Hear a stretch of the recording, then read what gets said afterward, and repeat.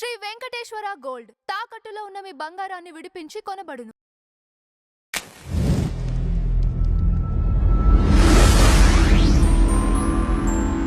Sir నమస్కారం. శ్రీమాత్రే నమః. సార్ ఇప్పటికీ కూడా హ్మ్. కొంతమంది ఎదురొస్తే మనుషులు, అలానే కొన్ని జంతువులు ఎదురొస్తే, లైక్ ఫర్ ఎగ్జాంపుల్ పిల్లి అంటాం. పిల్లి ఎదురొస్తే కొంచెం సేపు ఆగి వెళ్ళటం, అవునండి. అదొక అపశకునంగా భావించటం, ఇవన్నీ మూఢనమ్మకాలు అంటారా, లేదంటే నిజంగానే ఇటువంటి ప్రభావాలు మన పైన ఏమైనా ఎఫెక్ట్ చూపిస్తాయి అంటారా? తప్పకుండా అండి. ఫస్ట్ ఆఫ్ ఆల్ ఏంటంటే నేను మీకు శాస్త్రము, మూఢనమ్మకము ఈ 2 డిఫరెంట్. మనం శాస్త్రాన్ని మూఢనమ్మకం అనుకుంటున్నాం, మూఢనమ్మకాలని శాస్త్రాలు అనుకుంటున్నాం. ఈ డిఫరెన్స్ తెలియాలి. శాస్త్రాలంటే స్పష్టంగా మనకి మహర్షులు కొన్ని శ్లోకాల రూపంలో చెప్పారు. నిమిత్తాల గురించి శ్లోకాలు ఉన్నాయి, శకునాల గురించి శ్లోకాలు ఉన్నాయి, స్వప్నాల గురించి శ్లోకాస్ ఉన్నాయి. అథెంటిక్గా ఉన్నాయి. ఏదో ఎవరో ఊరికెవరో ఏదో ఒక మాట అనడం అట్లా కాదు. ఇప్పుడు మూఢనమ్మకాలు అంటే ఏంటంటే చెప్తాను చూడండి. ఆశ్లేష నక్షత్రం వారికి అత్తగారి అండం, ఇది మూఢనమ్మకం, ఎక్కడ శాస్త్రంలో లేదు. మూలా నక్షత్రం వాడు పుడితే మూల ఉన్నాడు పోతాడు, ఎక్కడా లేదు. ఎందుకంటే దీని మీద మీరు రీసెర్చ్ చేయాలి. నిజంగానే మూలా నక్షత్రంలో పుట్టినవాడు మూల ఉన్నాడు పోతాడు, ఏం పోవట్లే. నిజంగానే ఆశ్లేష నక్షత్రంలో పుట్టిన అమ్మాయి ఎవరైనా ఇంటికి వెళ్తే అత్తగారు పోతుందా, ఏం పోవట్లే. అది మూఢనమ్మకాలు. ఇవి శాస్త్రాలండి. అంటే ఎలా అంటే నేను దీని మీద రీసెర్చ్ చేశాను, కొన్ని లాట్ ఆఫ్ ఇయర్స్ రీసెర్చ్ చేసి చెప్తున్న అంశం. ఇప్పుడు నల్ల పిల్లి ఎదురైతే మనకు ఆటంకం వస్తుంది. నేను దాదాపుగా ఒక 20 ఏళ్ళ నుంచి నేను చేసిన రీసెర్చ్లో తెలిసింది ఏంటంటే, నేను కావాలని వెళ్ళేవాడిని ఎక్కడికైనా వెళ్ళేటప్పుడు నల్ల పిల్లి ఎదురైతే ఎందుకు అవ్వదు చూద్దాం, ఇది మూఢనమ్మకమేమో అని 7 times ఐ ఫెయిల్డ్. 7 సార్లు నల్లపిల్లి ఎదురవుతుంటే నేను కావాలని వెళ్ళి ఆ పని అవ్వక మళ్ళీ రిటర్న్ వచ్చా, ఎందుకు అవ్వదు చూద్దామని వెళ్ళి. దెన్ నాకు అర్థమైన విషయం ఏంటంటే, అలా చాలా 1 కాదు 2 కాదు నల్లపిల్లి అని రకరకాలు ఉన్నాయి మనకి శాస్త్రంలో. ఎందుకు అంటే అదేదో ఆ పిల్లికో లేకపోతే ఆ వ్యక్తికో ఇంకో దానికో పవర్ ఉండడం కాదు.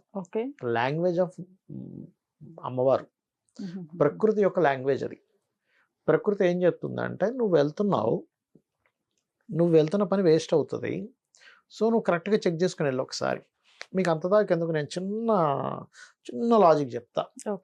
మీరు అన్నీ సర్దుకొని నీట్గా ఇంకేమీ లేవు కదా అని టక్కని మీరు వెళ్ళిపోయిన దానికి వెళ్ళి మళ్ళీ వెనక్కి వచ్చిన దానికి చాలా తేడా ఉంటుంది. అంటే వెళ్తున్నాం, అందుకే చూడండి మన వాళ్ళు ఏమంటారు, నువ్వు వెళ్ళేటప్పుడు వెళ్ళిపోరా వెనక్కి రాకరా అంటారు. మనం ఎలా స్టార్ట్ చేస్తే అలాగే ఉంటుంది. ఒక చిన్న బిజినెస్ స్టార్ట్ చేస్తాను అనుకోండి, ఉదాహరణకి 2-3 పార్ట్నర్స్ కలిసి. ఆ బిజినెస్ కనుక వాళ్ళు స్టార్టింగ్లోనే గొడవలు అవుతూ ప్రారంభం అయిందనుకోండి, ఆ బిజినెస్ అంతా గొడవలే ఉంటుంది.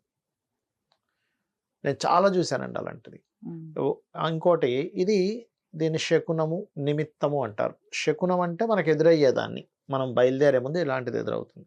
అలా అని కొంతమంది తెలియక కావాలని వాళ్ళని పాల బిందె పట్టుకొని రమ్మని, నీళ్ళ బిందె పట్టుకొని ఎదురు రమ్మని అంటారు. ఎదురు కావాలని వస్తే కాదు, మీకు న్యాచురల్గా జరగాలి.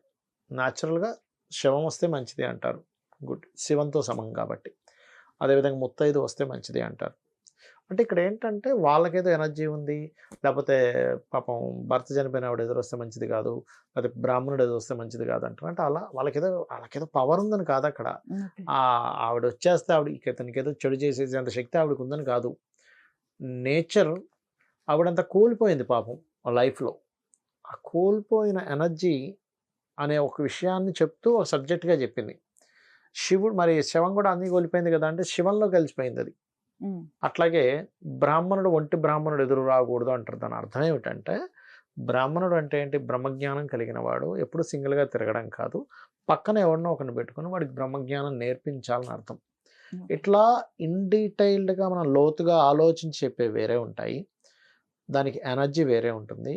నిమిత్తం ఈజ్ డిఫరెంట్ అండ్ స్వప్నం ఈజ్ డిఫరెంట్. మళ్ళీ అంటే మీకు వచ్చేటువంటి విషయాన్ని ముందు స్వప్న రూపంలో తెలుస్తుంది. మీరు చూడండి, ఏదైనా ఒక విషయం సేమ్ ఇలాగే కూర్చొని ఇలాగే మాట్లాడినటువంటి సందర్భం గతంలో ఒకసారి జరిగింది అని అనుకుంటుంటాం. గుర్తుందా మీకు? అలా ఒకసారి స్వప్నంలో ఆల్రెడీ ఇదంతా మనం మాట్లాడుకున్నట్టు ఒకసారి ఆల్రెడీ కల్లో వచ్చిందండి అంటూ ఉంటాం.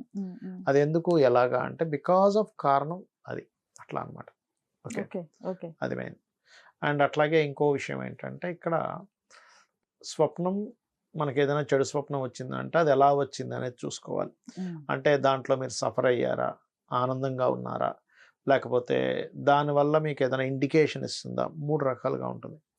మీకు ఏదైనా ఒక డేంజరస్ స్వప్నాలు ఏవంటే మీరు ఆ స్వప్నంలో పడిపోతున్నట్టు పైనుంచి, లేకపోతే చుట్టుముట్టు మీకు అగ్ని చుట్టుముట్టేసినట్టు, లేదా ఒక పాము చుట్టేసినట్టు, లేదా మీ మీ యొక్క పితరులు అంటే మీ యొక్క తల్లిదండ్రులు ఎవరైతే ఉంటారో, అంటే ఐ మీన్ మీ తాతలు ముత్తాతలు సంథింగ్ చనిపోయిన వారు, వాళ్ళు వస్త్రాలు మసి బారినవి చినిగిపోయిన వస్త్రాలతో బాధపడుతూ మీకు స్వప్నంలో వచ్చారా, it indicate something going wrong. అప్పుడు మీరు ఏం చేయాలి, దీని గురించి టెన్షన్ పడడానికి కాదు శాస్త్రాలు ఉండేది, ఒక ఇండికేషన్ ముందుగా మీకు ఇలా ఉంది, నువ్వు బాగుపడడానికి శాస్త్రాలు ఉన్నాయి. అలా వచ్చినప్పుడు ఉదయం నిద్ర లేచిన వెంటనే గజేంద్ర మోక్ష ఘట్టం చదువుకోవాలి. ఓకే. వెళ్తున్నప్పుడు ఏదైనా ఆటంకం జరిగింది, కొంతసేపు ఆగి వాటర్ తాగి లేకపోతే వెనక్కి వచ్చేసి మళ్ళీ వెళ్ళడం. ఇప్పుడు నల్లపిల్లి ఎదురొచ్చింది, నల్లపిల్లి ఎదురొచ్చినప్పుడు వెనక్కి వచ్చేసి ఇంట్లో గ్లాస్ నీళ్ళు తాగి ఒక నిమిషం కూర్చొని మళ్ళీ బయలుదేరితే నో నీడ్ టు వరీ. అలాగా శాస్త్రాలు అనేటువంటివి ఉన్నాయి. ఈ వీడియో చేసి కొంతమంది కింద డిఫరెంట్ కామెంట్స్ పెట్టచ్చు. కానీ నా ఉద్దేశం ఏంటంటే ఉన్న విషయాన్ని నిజాన్ని నిర్భయంగా మాట్లాడాలి. వాళ్ళు ఏదో కామెంట్లు పెడతారు, నేనేదో ఇప్పుడు ఆధునికంగా మాట్లాడేస్తా వాళ్ళు ఆహా ఓహో అని అనుకుంటారు అని వాడు ఏదో కింద గొప్ప కామెంట్ పెడతాడు అంటారు. నేను శాస్త్రం చెప్పట్లే. శాస్త్రము అనేటువంటిది శాసించేది శాస్త్రం అవుతుంది, శాసించి చెప్పేది శాస్త్రం అవుతుంది. శాసనం అన్నమాట శాస్త్రం అంటే. అంతేగాని ఏదో అమ్మో నేను ఇలా మాట్లాడితే అమ్మో ఈయన ఏదో మూఢత్వంగా మాట్లాడుతున్నాడు ఇప్పుడు కింద ఒక 100 మెసేజ్లు వచ్చేస్తాయి కాబట్టి నా అలా మాట్లాడకుండా మోడర్న్గా చిచ్చి ఏమిటి విషకునాలు, ఏమిటి ఈ మూఢనమ్మకాలు, ఇందులో నుంచి మనం బయట రావాలనుకుంటే అది శాస్త్రం అవ్వదు. శాస్త్రం నీ బాగు కోసం చెప్పింది. నువ్వు వెళ్ళే పని వేస్ట్ అవ్వకుండా నీ పెట్రోలు, నీ సమయం, నువ్వు అయ్యో వెళ్ళిన తర్వాత నీ టైం వేస్ట్ అయిపోతుందని నువ్వు బాధపడకుండా నువ్వు ఆ టైంని సేవ్ చేసుకోవడానికి నువ్వు ఇంకొంచెం ప్లానెడ్గా వెళ్ళడానికి చెప్పింది శాస్త్రం. అంతేగాని దానికి పని పాటు లేక ఆయన మహర్షి వందల శ్లోకాలు రాసుకుని కూర్చోలేదు. కాబట్టి ఒకటే, ఈ వీడియో చూసిన వాళ్ళు ఎవరైనా సరే కింద కామెంట్లు పెట్టుకుంటా అంటే మీ ఇష్టం. శాస్త్రాన్ని అర్థం చేసుకుని అధ్యయనం చేసుకుంటా అంటే మీరే బాగుపడతారు. అంతకు మించి ఏం లేదు. Right sir, thank you so much. శ్రీమాత్రే నమః.